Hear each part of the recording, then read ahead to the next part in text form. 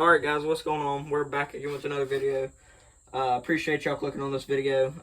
Before we get started, I want to give a shout out to Matt. I'm not going to say his last name for privacy reasons. I think his name is on his channel. I'm not really sure. But Skook Trappers, they're out of Pennsylvania. It's spelled S-K-O-O-K Trappers. Great channel, love that channel. If you wouldn't mind, when you're done with this video, I'm going to put their name in the description. If you wouldn't mind going and subscribing to them. He's got 43 subscribers right now, and I got 40, so I mean, we add y'all, or if all of y'all watch this video and go to his channel and subscribe to him, he can have 83, so I'd really appreciate that. And I think that's all for right now. So what I'm going to be doing in this video today is going over trap sizes that I use and different sets that I use. I won't be showing any sets. Y'all see those in later videos of this year. Before we get started into this video, I don't like begging for likes or comments and subscriptions and stuff, but I've noticed that I'm getting a decent amount of people watching the videos, but like one of my videos has 115, I think, views, and I only have 43 subscribers. So I know my videos are getting out there and more people are watching them, but they're not subscribing. So if you wouldn't mind taking the time for just a second, scroll down on the screen a little bit and hit the subscribe button and hit the like button, I would really appreciate that. And if you wouldn't mind commenting and just saying, hey, I'm out here, I'm watching the videos, I like them,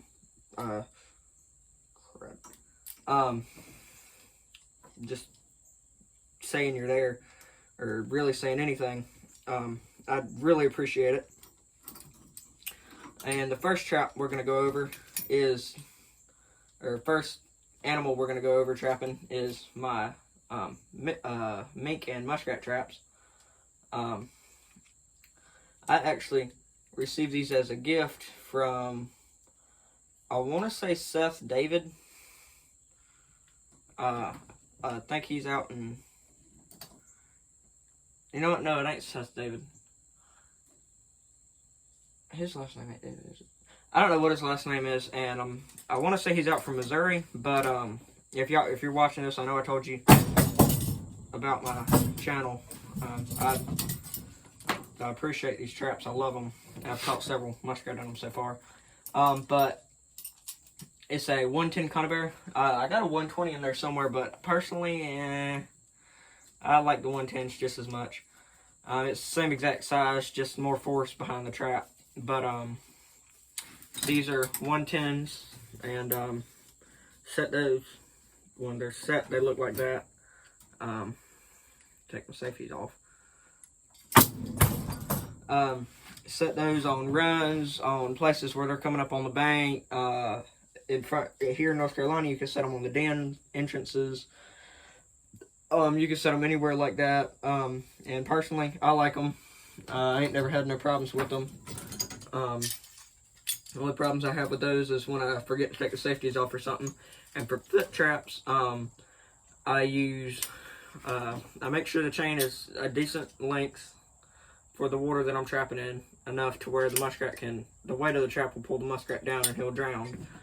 But I normally add about, you know what, I think I got my water right here.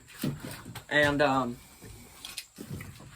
normally add about this much wire to the swivel on this trap, or where the swivel would go, and I tie it there and tie it to a stake up on the bank, and that gives it just enough length to get in the water good, and the weight of the trap pulls that muskrat down and drowns him for me. Let me see, I think I got some other traps in here that I use for demonstration. Nope, just salmon oil, which is good. It's great for mink and for raccoon.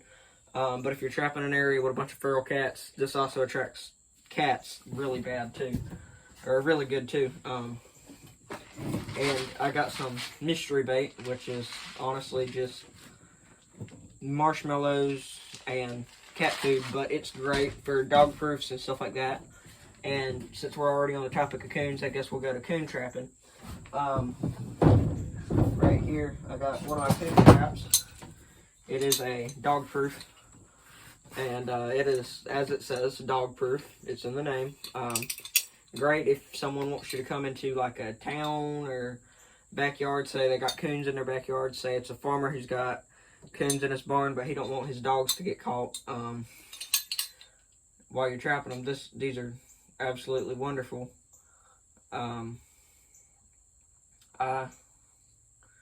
I like them. I ain't never had no problem with them. They are painted white and pink for eye appeal. So while they're out there, the raccoon sees them and he's like, well, what is that? And he already smells something. He goes over there, and between the eye appeal and the bait and the fish oil, you end up catching a raccoon. And the way these work, and the reason they're dog proof, is the raccoon, when you set these, it's got a lever right there, and that's the dog on the trap. And he reaches in there and he feels that lever thinking it's food, and he pulls up on that, which releases the dog, and the spring comes by. And if you look in there, there's a little metal piece. I don't know if y'all can see that right down. And that grabs his hand. He just kind of sits there and looks at it and freaks out for a few minutes and shreds anything he can reach. And then by the morning time, you got a raccoon that's tired out. And unless you have like a catch pole like this or something, this is my catch pole. It extends and unextends and all kinds of good stuff. Unless you have a catch pole, I wouldn't recommend trying to release a raccoon. They have a rather violent history. I know I had one actually in a previous video of mine. I don't think it showed it on the video because I cut the video after I got to the raccoon. But he bit a hole in my waders and messed those waders up, and I had to patch them. And it upset me really bad. But that's dog proofs. You pour enough of this in there just to cover the trigger, and you put a little bit of it on the outside so he tastes that and thinks it's coming from inside there, which it is. And then you sprinkle your salmon oil on the outside of the trap so he smells it. Don't put it, for some reason, they don't mess with the food if it's got salmon oil on it. They don't like it. They don't like the taste of it, but they like the smell of it. They're really weird animals. Or you can take and catch like a carp or a catfish and cut them up into chunks, tiny chunks, and freeze them. Wait till trapping season comes along, put a chunk in a dog proof or a dirt hole, something like that. Great for fox and raccoon. And another trap I use for raccoon is a 1.5. And I will show you what they look like real quick. And actually, Matt, if you're watching this and you didn't send these, I apologize, but I'm pretty sure you did. Oh gosh, I can't get them set by hand. It's kind of stiff. Plus, I got a bad wrist right now. But I think Matt, the man from Skook Trappers, is the one who actually gave these to me. So here we go. That's about how big they are. About the size of my hand. Those are great for coons and nutria rat. You can even use them for muskrat. This is the same size, so I'm gonna put that over there. And moving on to coyote, I told y'all a little bit about the and for fox, I use that for fox too. If I'm trapping like a fox or something, salmon oil, once again, great choice. And dirt holes with, I heard last night, cheese puffs. I heard they work good. It sounds kind of crazy, but I mean, I heard they work good, and I trust the man I heard them from, so I'm gonna give it a shot this year. Cheese puffs, fish, stuff like that, anything like that that smells fishy or cheesy, works good in a dirt hole or something like that for fox.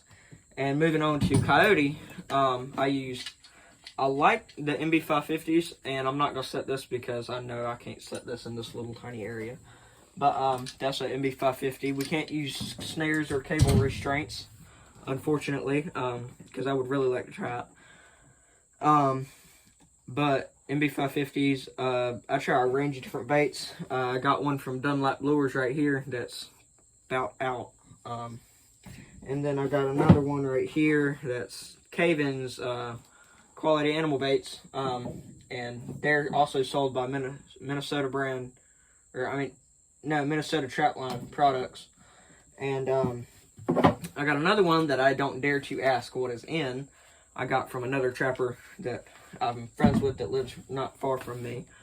And he makes it himself, and he catches a bunch of coyotes on it. So, I mean, it works. For coyotes, I like flat sets and dirt hole sets. That's about all I use for coyotes. That's about all I know for coyotes. And make sure, I know when I first started trapping, any of y'all that are starting trapping, and when I talk about Minnesota brand traps and stuff, that's not the only brand trap I use. I mean, I use any brand trap. That's just what I have on hand right now. Stuff that's been given to me, stuff I've collected, stuff that came from my grandpa, stuff like that. And I use all brands of traps. I wouldn't use anything smaller than a 3 for coyotes. 3 is about the smallest I go.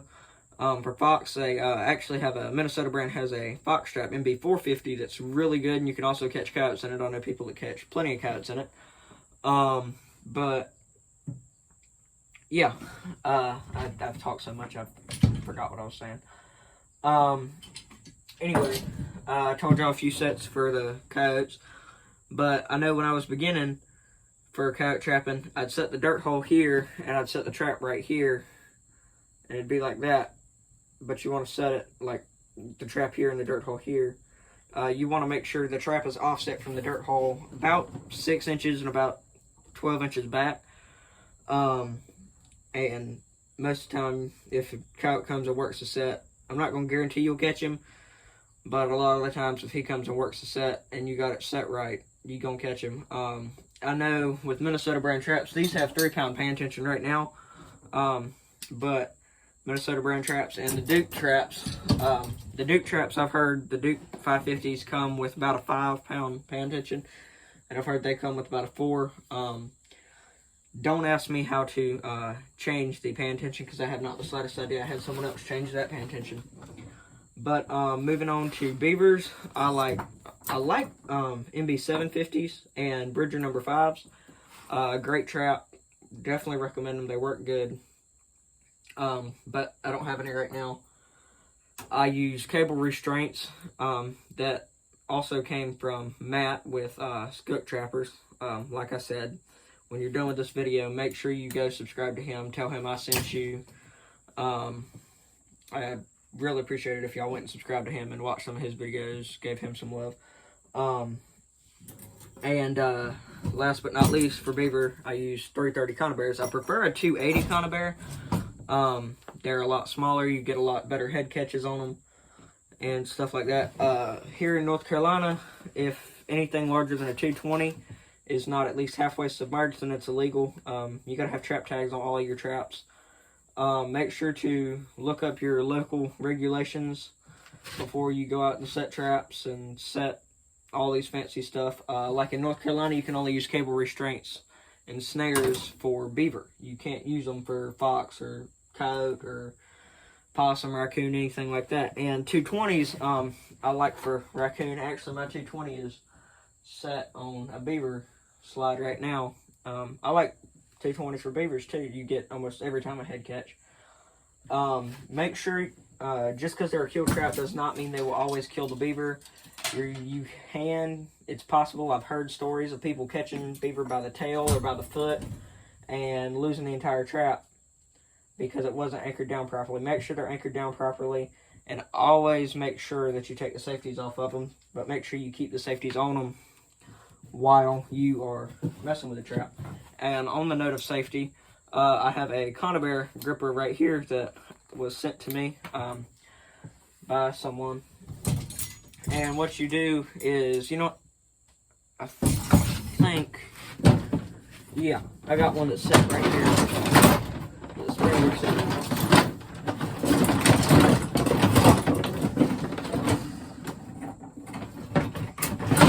The safeties have on bears.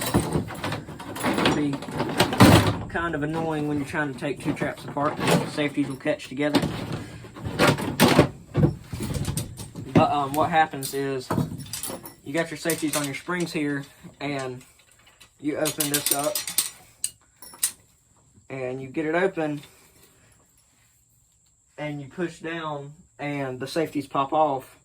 That's when this thing comes in handy, and I'm not going to push this, well, here. And then you take this like this and clamp it on there while you're setting your trap and everything. And if something happens that it tries to open, the farthest it can go is to the point that this will let it. And it actually gives you time to get your hand out of the way and prevents it from snapping.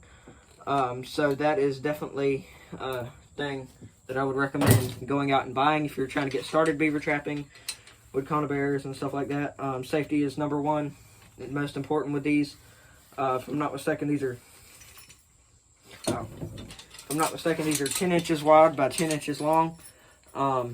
And for every square inch on these traps, there's 80 pounds of pressure.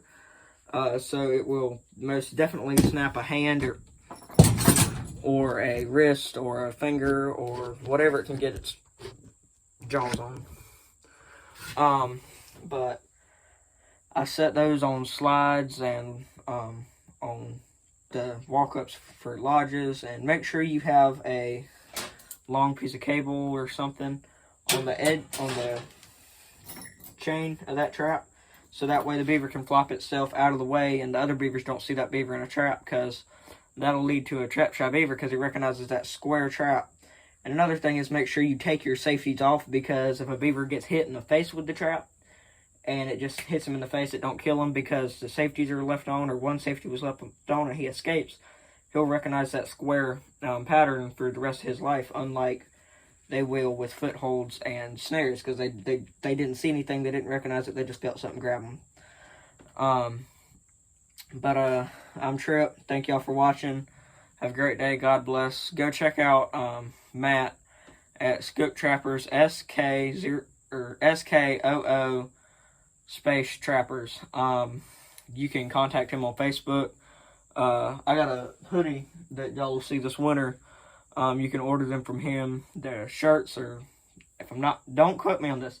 Shirts are 15, hoodies are 30. But go check him out. Go check him out on Facebook. There's a Facebook group for Skook Trappers. Tell him I sent you. Tell him Trip sent you. And thank y'all. God bless. And have a great day.